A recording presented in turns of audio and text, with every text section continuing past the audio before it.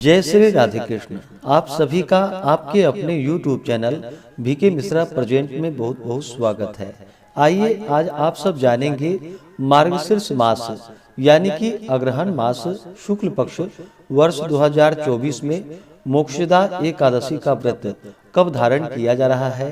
तो जानेंगे व्रत के शुभ मुहूर्त के बारे में। इस दिन पारण का क्या समय होगा, पारण कब और किस चीज से किया जाएगा।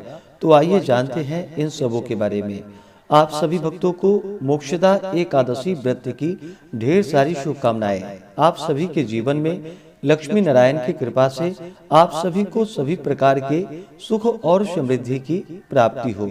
जो भी भक्त सच्ची श्रद्धा के साथ नियम और निष्ठा के साथ मोक्षदा एकादशी का व्रत धारण करते हैं, इस दिन भगवान विष्णु, माता लक्ष्मी का और भगवान श्री कृष्ण के दामोदर स्वरूप का पूजन करते हैं। भगवान श्री कृष्ण का पूजन करते हैं और इस दिन गीता का पूजन करते हैं, क्योंकि भगवान श्री कृष्ण ने इसी दिन अर्जुन को गीता का उपदेश किया था। अतः मोक्षदा एकादशी के दिन गीता, श्री कृष्ण, व्यास आदि का पूजन करके गीता जयंती का उत्सव मनाना चाहिए। इस दिन गीता पाठ, गीता पर व्याख्यान आदि हो और गीता का जुलूस निकाला जाए तो इससे अनंत पुण्य फलों की प्राप्ति होती है। तो आइए जानते हैं मोक्षदा एकादशी व्रत के शुभ मुहूर्त पारण समय के बारे में।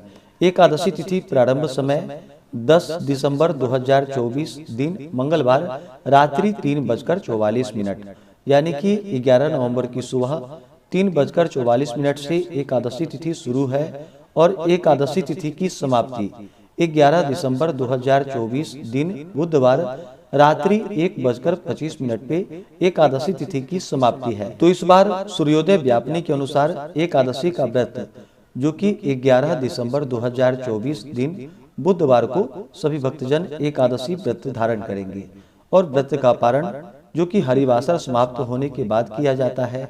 हरिवासर का समय द्वादशी तिथि का पहला चौथाई हिस्सा हरिवासर का होता है।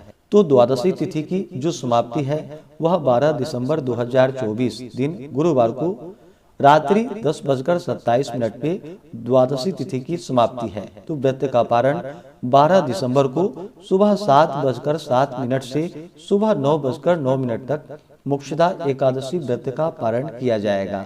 इस व्रत का पारण गौमूत्रेण पारणम, गौमूत्र से व्रत का पारण है। यह संभव ना हो तो आप जल, फल या तुलसी दल से व्रत का पारण करें। 11 दिसंबर को ब्रह्म मुहूर्त का समय सुबह 5:15 से सुबह 6:09 तक होगा।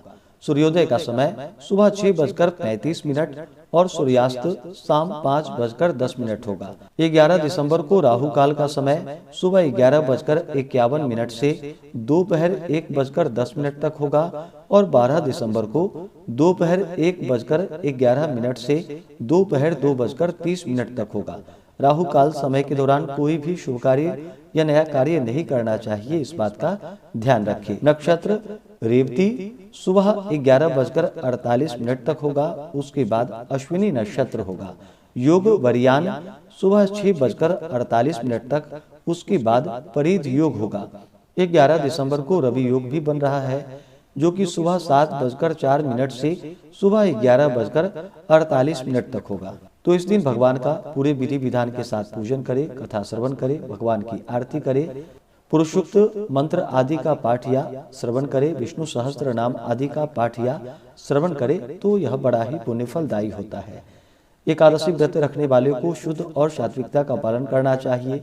व्रत के दौरान किसी के ऊपर क्रोध नहीं करनी चाहिए। अपने मन में किसी के प्रति ईर्ष्या या द्वेष का भाव नहीं लाना चाहिए। ब्रह्मचर्य का पालन करना चाहिए। भगवान नाम स्मरण करते हुए समय को व्यतीत करना चाहिए। इससे पुण्य फलों की प्राप्ति होती है। भगवान विष्णु अपने भक्तों के सभी प्रकार के पाप और ताप को नष्ट कर देते हैं तथा सुख और समृद्धि का आशीर्वाद प्रदान करते हैं और अंत में भगवत धाम की प्राप्ति होती है। तो आशा करता हूँ कि यह जानकारी आपको अच्छा लगा हो।